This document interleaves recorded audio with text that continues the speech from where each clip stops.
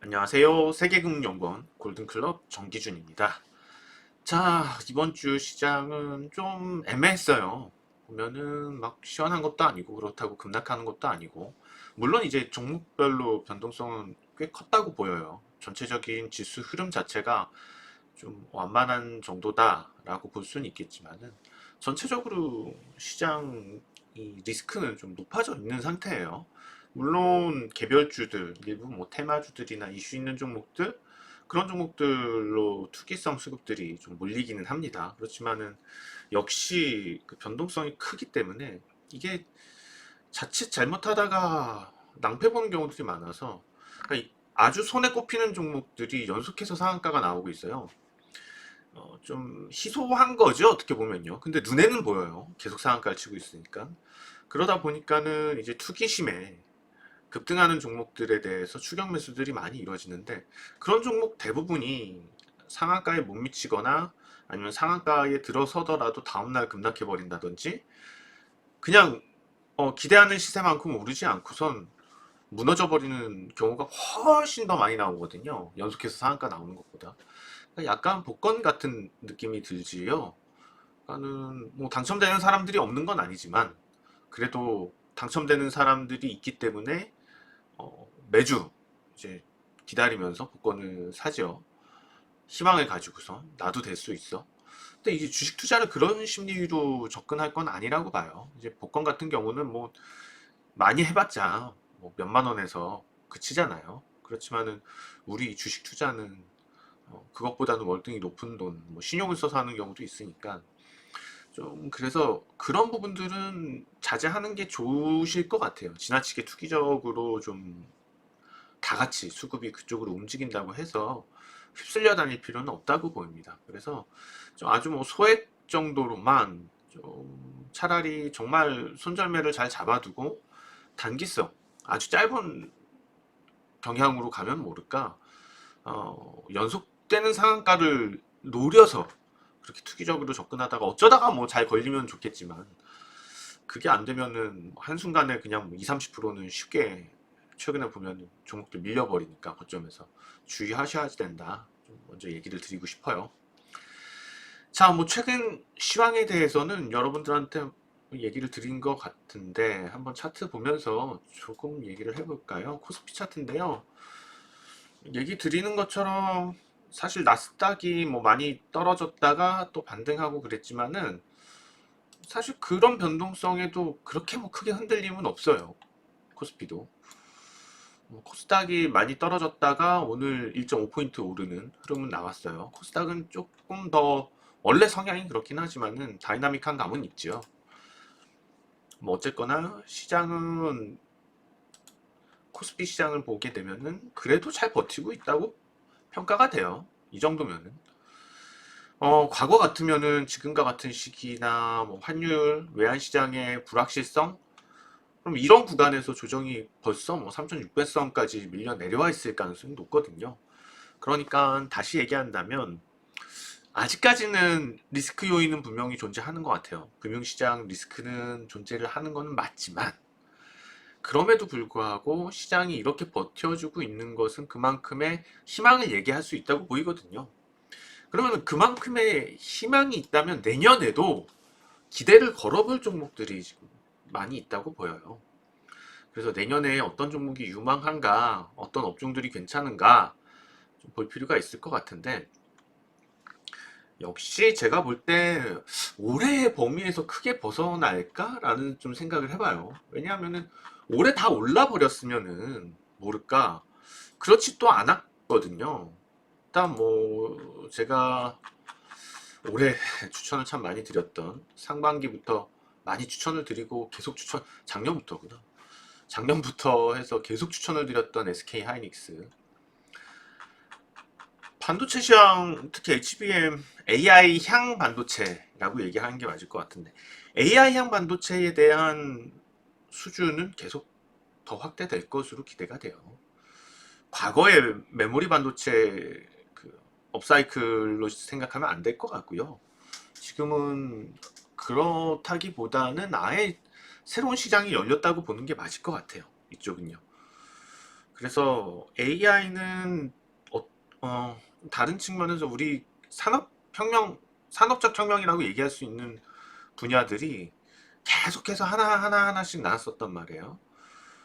일전에는 2차 전지가 그랬었고, 음, 2차 전지, 물론 이제 그거는 전기차와 함께 동반해서 그런 흐름이 나왔었고, 그 전에도 뭐 그런 식으로 해서 산업혁명이라고 우리가 부를 수 있는 여러 가지, 뭐 예를 들면 디스플레이 같은 경우에는 또 평면형 TV 이런 것들이나 계속 뭐 빠르면은 3년 주기, 좀 늦어도 5년 주기, 뭐 그런 식으로 계속 산업의 어떤 혁명이 될 수 있는 분야들이 많이 나오는 것 같아요.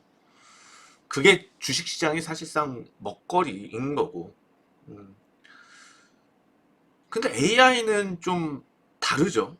그동안 나왔던 그런 것들보다 좀 진짜 산업의 어떤 혁명이다라고 얘기할 수 있을 만큼의 패러다임. 그러니까 단순하게 우리 지금 생각해서 AI가 고평가다? 그렇게 얘기하는 것조차도 어, 거기에서 그렇게 다뤄질 만한 소재도 벗어난다고 보여요. 그만큼의 크기는 이미 넘어버린다고 생각을 해요. 왜냐하면은 음, 작년에 이제 AI 지능 테스트를 했을 때 자기 개발형 IQ가 100 정도 수준이 나왔단 말이에요. 근데 올해 IQ 측정을 했을 때 이게 개발이 돼서 수술학습하니까 지금 IQ가 140이에요. 더 넘었겠죠 이미.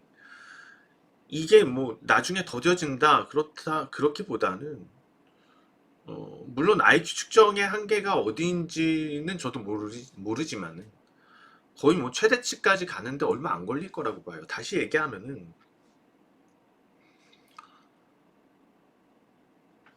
산업혁명이 지금 우리가 뭐 과거 뭐 증기기관부터 해서 쭉 이어졌지만은 인간을 완전히 대체할 수 있을 혁명? 그게 있었나요? 그런 혁명이? 그러지는 않았던 것 같아서. 이거는 지금 인간을 완전히 대체할 수도 있는 혁명이기 때문에 기존에 앞서 얘기했던 무슨 2차 전지라든지 아니면 뭐 그 전에 있었던 그 밖에 여러 가지 뭐 기록들이 있을 거예요. 뭐, 전기 빛을 따지자면은 또 뭐 LED도 있었었고, 그 전에. 그래서, 제가 생각하는 부분은 역시 뭐 한국이 뭐 당장 휴머노이드를 판매를 해서 그걸로 수익이 날 것도 아니고, AI 앱을 팔아서 그걸로 해서 뭐 어마어마한 수익을 거둘 것도 아니라고 봐요. 그러면은 당장 한국이 수익을 낼 수 있는 부분이 어떤 쪽이냐라고 봤을 때 단연 한국은 부품 쪽이겠죠. 부속들, 장비라든지. 예를 들면 휴머노이드라고 따진다면은 그 모터, 정밀 모터, 정밀 소형 모터 생산하는 업체들, 관절 모터 만들고 그런 업체들일 거고. 근데 이제 전반적으로 우리가 꼭 필요한 부분에 있어서는 HBM 이것을 이것의 어떤 매출을 그 어떤 산업도 넘어서기는 사실 쉽지 않을까 싶어요. 당분간은요. 절대 AI는 고평가가 아니라고 보입니다.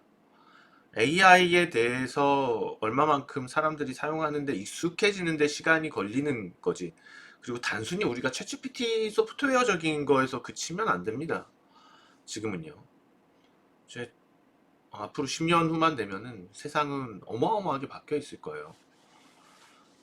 그런 점을 따진다면은 이제 뭐 SK 하이닉스, 삼성전자에 대해서 고평가 논란이 있을지도 않을 법더러 고평가도 아니고요. 지금 뭐 한 종목 추천드리는 게 SK 하이닉스는 아니고요. 유망한 종목들을 일단 먼저 좀 얘기를 드려서 방송 끝까지 잘 시청 부탁드려요.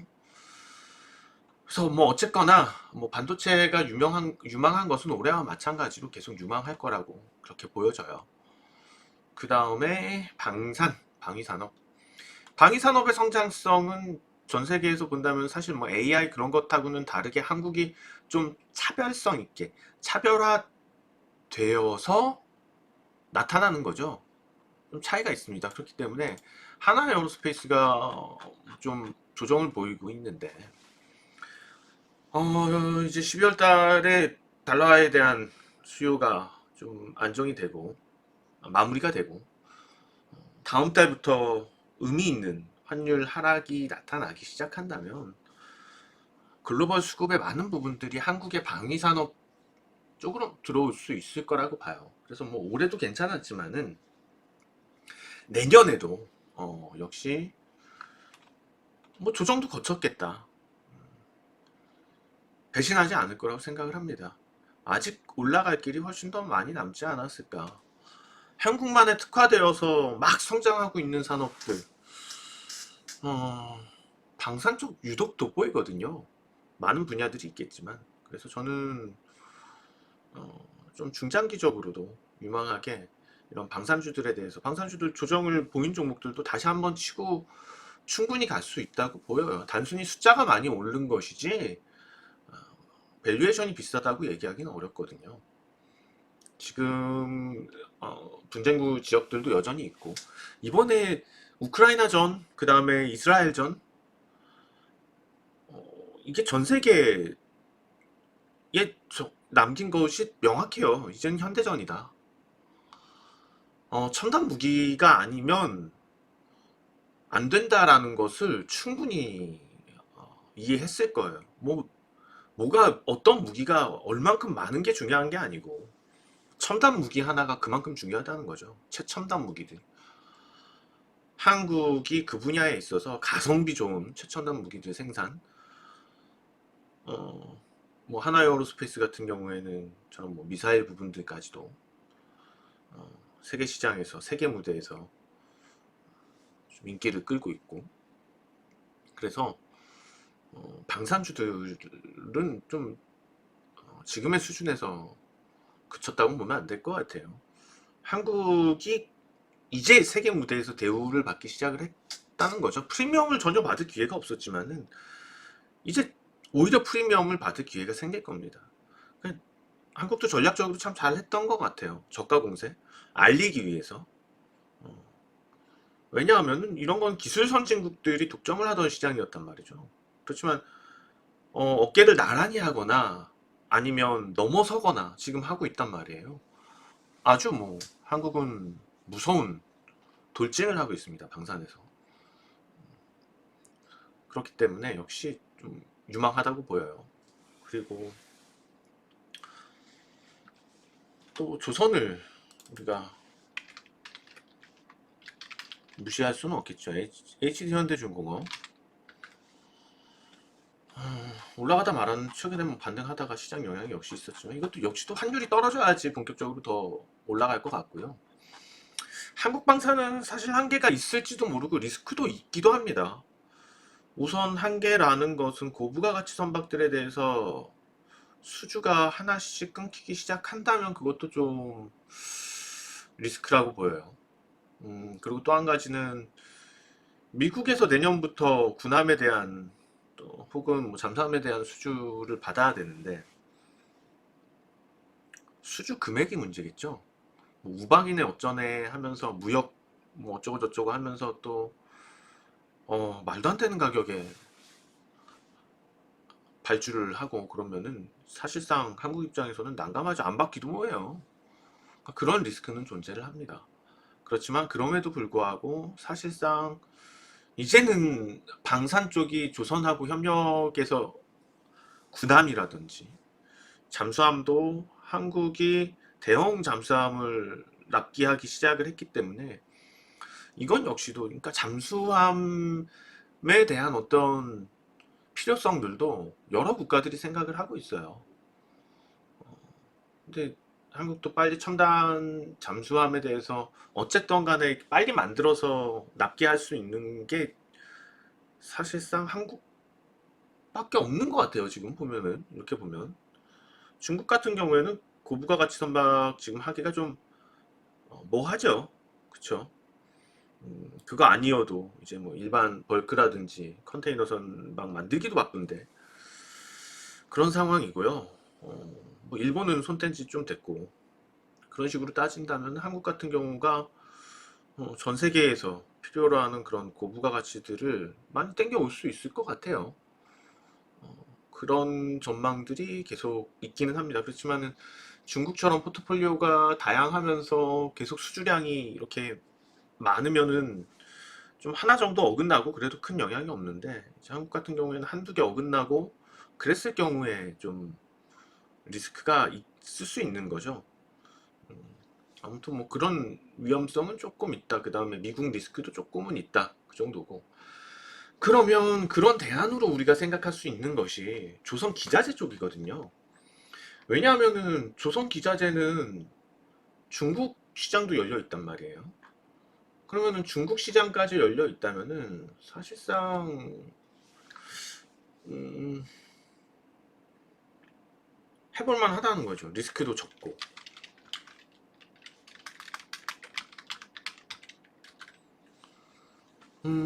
뭐 일단 KSP 이런 종목들도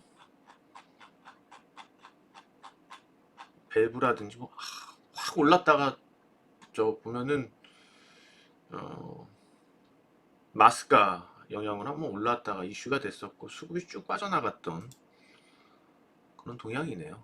어, 실적이 막 그렇게 방대하거나 그러진 않지만은 중국에 잘 진출하면 가능성은 괜찮다고 봐요. 이런 종목들도. 그 다음에 하나엔진도 사실 중국 어,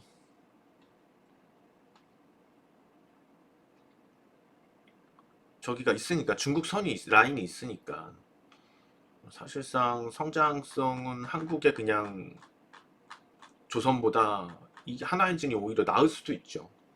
그러면은 뭐 같은 맥락에서 HD 현대마린엔진이라든지 이런 종목들이 오히려 조선보다도 기자재 쪽이 유망할 수도 있다고 보여요. 그리고 제가 생각하는 추천주로 들고 나온 건 한국 카본이에요.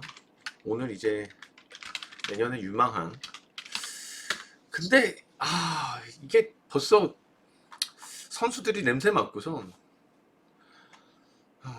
일주일 전에 했으면 좋았을 텐데 일주일 전은 타이밍이 좀 아니었어서 내년 거 벌써 이제 공개하고 뭐 그럴 타이밍은 아니었지만 지난주에도 좀 유망하게 계속 보고 있다가 우선 뭐 실적이 계속 좋아지고 있고요.